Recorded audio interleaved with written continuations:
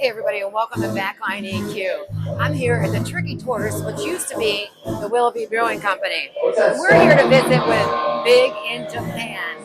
This will be my first time actually seeing these guys. When we were playing out, they would be playing out too, and of course we couldn't see each other. So they're getting ready to wrap up sound check, and then we're going to sit down and talk with each of the members, talk about Big in Japan, where they're going, and what they look for in 2025. Stick with me.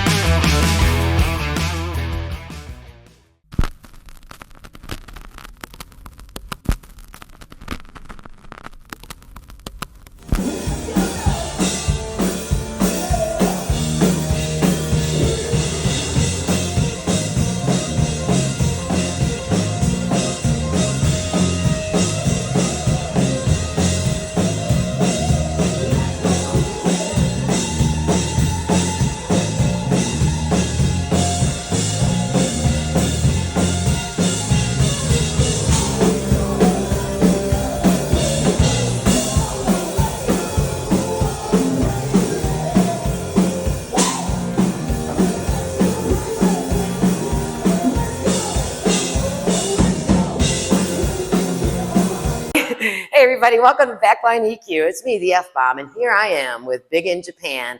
Big moods, big personalities, big band tonight here at the Tricky Tortoise in Willoughby. So I'm going to take a moment. I want you guys to introduce yourself to the people in the video land. Ooh, look at that. Scott's just going to hold the mic for us. Yeah, I'm a game show host. I'm Matt Contorno, drums, vocals. I'm R. Scott Vaughn, bass, vocals, and sex appeal. Sorry. Vic, borderline guitar and vocals. All right. So, tell me a little bit about the background of Big in Japan, please. Well, we're working on going on 18 years? We're over 17 years at this point. Original members, too. Original members. We've never changed, no matter how hard we try. It's a love-hate relationship. They love me and I hate them. Same old lines. It is the same old line for every interview we do. We got together and we decided we're going to play dance music for people to dance to. No, we're actually, when we first started the band, when we came up with the name Big in Japan, which we still to this day have to explain what it means. You're not big in America, but you're big in Japan.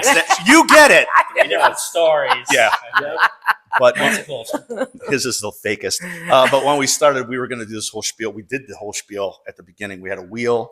We pretended we were this band that was big in Japan, famous, and came over here. We were nobody. Did you guys roll up in a limo and everything just for? No. We did have geisha girls, though. We did have geisha girls. They went up to the crowd and served shots. As a matter of fact, they did that here. Right here, yeah. At the old Willoughby Brewing That's a great Company. idea, actually. Well, great gimmick. until we didn't make any money giving away free shots. Yeah. We should. We don't play music to make money, right? I mean, not really. Yeah, at the time, we had a whole spiel. He was Matt Miyagi. I was Scotty Sacco. He was Victor Lee, which we still call him Victor Lee for some reaon. But yeah, we had a wheel. We did like trivia and stuff. Oh, how fun! It was a little more adult. So we decided if we were ever going to get like good gigs, not that this place isn't good, but at the time we wanted to get corporate events and weddings and the Did rock you get hall. to that? Did you get to that goal? Yeah. But we had to like get rid of a lot of the adult stuff and became the lovable guys you see Don't want to here. be offensive or anything. No, not us. So this is a danceable rock and pop band. Is that, do I understand correctly? Yeah, then? A little bit of hip hop in there. Oh, a little bit. Yeah, of he's our hip-hop, too. resident rapper. Vic's our resident Oh, rapper. nice. What can I expect to hear from you rapping, sir? Oh man, just Are you doing some Eminem? We don't like to let Vic talk. no. We do. Well, we change it up a lot, but Baby Okay. Got Back. We do. We do Prince. We do Eminem. Eminem. We do a Awesome. little bit of everything. Dr. Dre. Oh man, you guys are killing it then with the wide range. Yeah, of it's you just guys. the hip hop part. Oh yes. I mean, we got the pop part, we got the rock part, you know. Basically, what it is we're three heavy metal musicians who play dance music, and we put a little bit of our edge into our dance music. Okay. So it's So not what exact. you're saying is that you love heavy metal, but you realize that probably getting a regular gig schedule and some moolah That's what I get it. I change understand, it up. but you got to change it up. And that's the idea. When you're a musician, you got to be able to be flexible, right? Yeah, we want people out there dancing and Right. shaking And it. shaking. Well, we want people spending money, right? Yeah, So that exactly. the bar owners We're want beer you to salesmen. Yes. Yeah. So tell me a little bit about, Matt, tell me a little bit about your background as a musician. Did you start on the drums or is Oh, yeah. this, yeah. Yeah, I started Tell me a little bit about that. 3-4 years old. I mean, Yeah. I was banging on the pots and pans. Yeah. My first band was with Vic. I was 12, he was 13, so I'm the youngest in the band. Aw. Even when Scott joined, I'm still the youngest. And yeah, we played for a while, and then we actually, the band before Big in Japan, me and Vic were in one for the very last leg. It was a band called Ripped, and we played a lot of hard rock and metal. Yeah. And didn't make a lot of money and played in front of 6 dudes. Yeah. Yeah. I'm kidding. No, I know what you mean though. There is a great metal community, not only with the musicians, but with the fans. There's people that are just strictly metalheads in Cleveland and they love their metal stuff. You know what I mean? We still do too. Don't get us wrong. And absolutely, as long as you can shred, that's fantastic. And as a matter of fact, I think, we'll bust out some Linkin Park and All right. Metallica too. All right, that sounds like my Don't kind think of we're all stuff. hip hop and pop and bubblegum and dance As music. the night goes on, it doesn't matter. Everybody's going to dance. We to throw it in. something. Our sets are different every night, so okay. you'll get a different show. So that's why people come back and we rotate songs out. So you're never really going to hear the same show. That's maybe appealing. some of the same songs, but right. You got your core songs, right? You've got your core songs, and then of course you move along from there, and that's fantastic. But who influenced you? Like when you're playing back there and you started learning to play drums, did you have somebody that you really, really liked the most? I've got a wide variety of influences. So nobody's solid. You can't like give me, like your core guy. Animal. Yeah. Yes. Okay. He was my earliest influence. Okay. I've got friends and and stuff like that, and the neighborhood friends. They were like some of my first influences because sure. I heard them playing drums in the neighborhood. I'm like, who is that guy?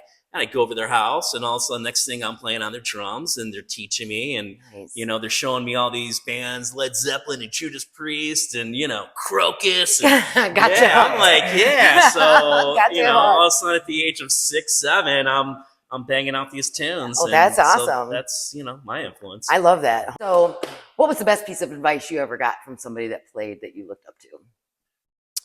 Not ever looked up to, but Scott tells me to shut up and keep quiet a lot. Good advice. And yet he doesn't listen. Good advice. He's my biggest influence that I don't listen to. It's true. He's and telling he's married. the truth. So I suppose that's why, because he's married. So how about you? Tell me a little bit about your background. Wait, hold on. Yeah. You filled out the form. Yeah. You saw a Kiss concert and you said that was it. Well, actually, it was the Halloween special Paul Lynde in 1976. And Kiss came out of an elevator with smoke and all that pomp and circumstance. And I was like, I got to do that.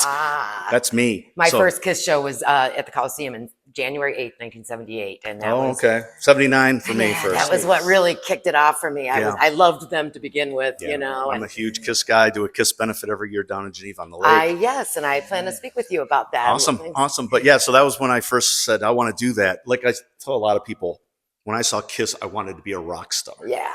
But when I saw The Who, I wanted to be a musician. Ooh. If that makes any sense. Okay, that does make sense. So, I got you. How did that turn out for you? I'm trying to be both, and I'm neither. But you're faking it really well. I fake it well. But yeah, that was it. Those two were the reasons I wanted. Where'd you get your start, though? Where did you start playing at? I started on guitar, and I sucked so bad. I just said, well, I'm going to turn in these 2 strings and go to the bass. So I decided to be bass player, and I started right out of high school. Yeah. We were in the Willoughby South Battle of the Bands, and we sucked. So wait a minute, you play all 4 strings? I thought it was just 3. Nobody. You gave up 3 of those strings. Yeah, well. I'll be paying attention Just tonight. ride the E, baby, ride the E. I went to the Matt Coso School of Bass playing. But yeah, so I started there, and it just got me, and it's just gone and gone. I went through the original band thing, put out the album and all that nonsense. Sure. Vic's band we used to play together a lot back in the day, actually. That's how I got to meet Vic. And after years, I said, hey, you know what? making money is fun. So let me join a band that plays cover songs. Yes. So So what's coming up for Big in Japan this year that is like the stellar moment for Big in Japan this year? Anything big? I know that the fundraiser out in Geneva is a big deal. Yeah, we do that every Tell year. me a little bit about that, because you guys have been doing this for a while, right? Yeah, this is our 9th year doing the benefit out in Geneva. Well, it's been in Geneva for 4 or 5 years now. But yeah, this is great. And every year we pick a different charity and donate all the money for that to the charity. This year we're doing Paws, which is an animal rescue place, no-kill shelter. So we're very excited about that. We're working on that right now, and it's taking a lot of time and effort. At those big events like that. I mean, it's obviously, it's a lot of work, but it pays off. Sounds like you have a lot of good players in your court that are, rallying around it. We have music all day. We have 2 stages going all day. We have a acoustic stage and we have an electric stage with bands playing all day. Then at night we do a Kiss tribute where we have over 60 musicians, Cleveland musicians, just rotate on the stage. And What day is that? It's Monday, July 28th. A Monday, Geneva on the Lake.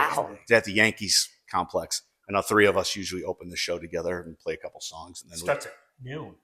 Well, the doors open at 11 and the music starts at noon. Day drinking. That's called day drinking for those of you that are interested.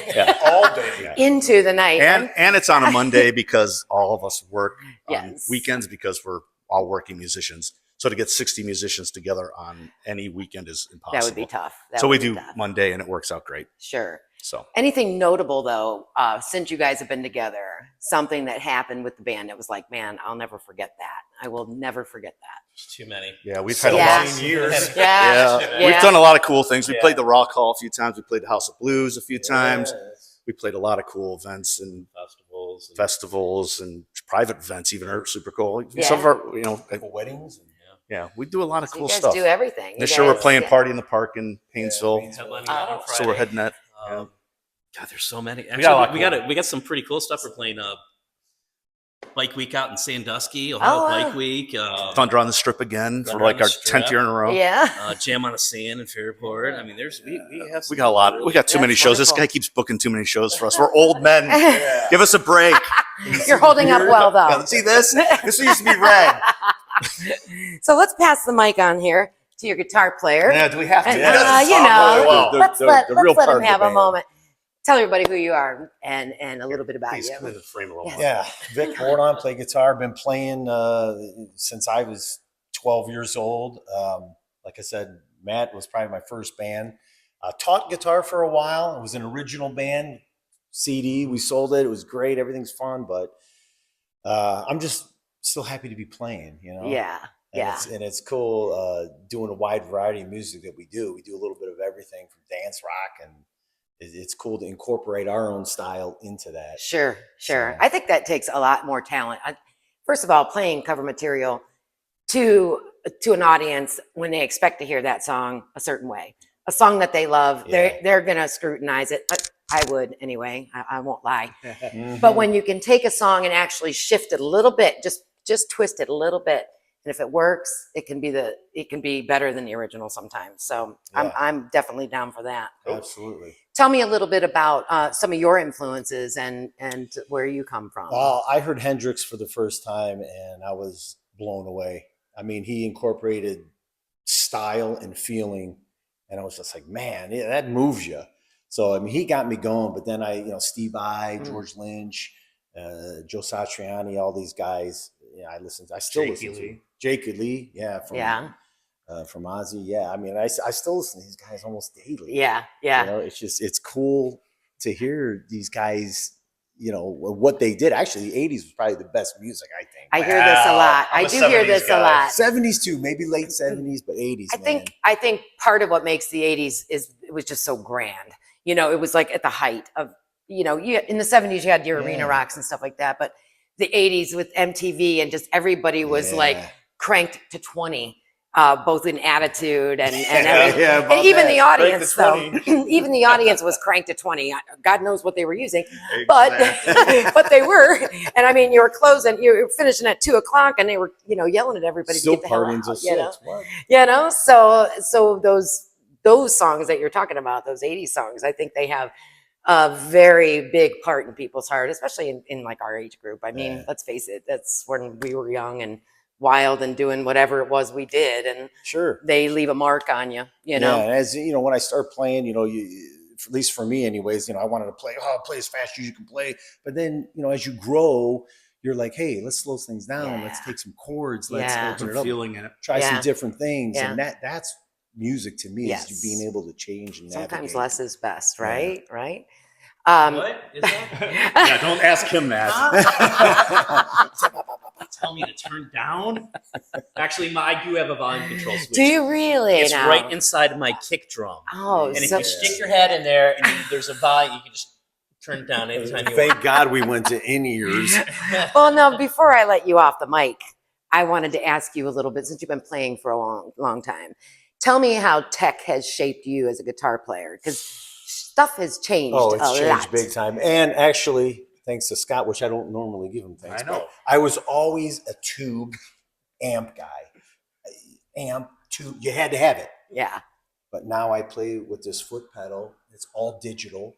You can control it. The sound out of it is amazing, and that's all I use. Yeah. I still have the amps. Yeah, sure. But I don't, you know, they're 100 pounds. So now carrying you can bring around. in something smaller, Yeah, and bring it a little does. foot pedal. You got all the control right there. It's amazing. That makes it nice for you. How about you? Do you find yourself increasing your tech gear? These guys will tell you I'm probably the dumbest tech guy you've ever seen.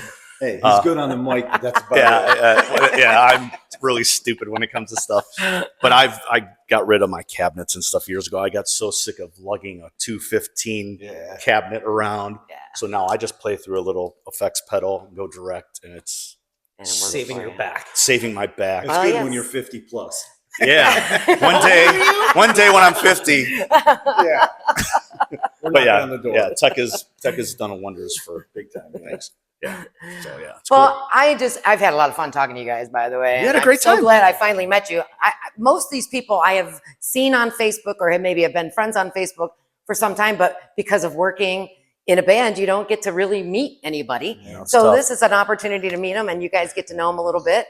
So what we're going to do is we're going to shut it down, give them a few minutes to get their head right and get ready to go. And then we're going to get some footage and some pictures, and we'll be right back.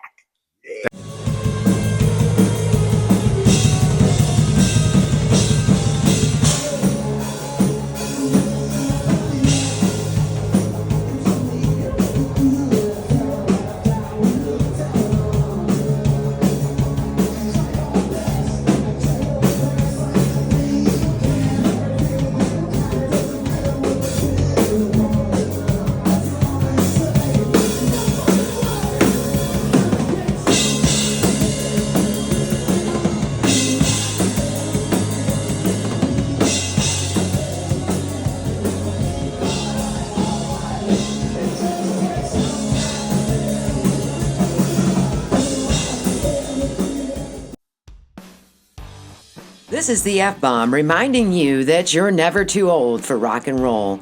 So don't stop rocking, keep on rolling, and join me at the next gig here on Backline EQ.